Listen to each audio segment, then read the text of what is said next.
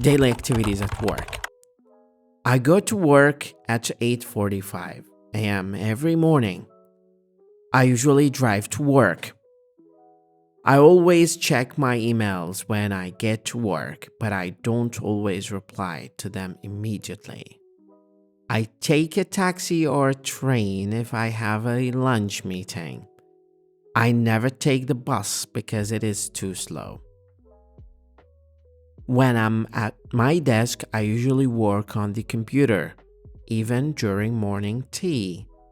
At 1 p.m., most days I have lunch.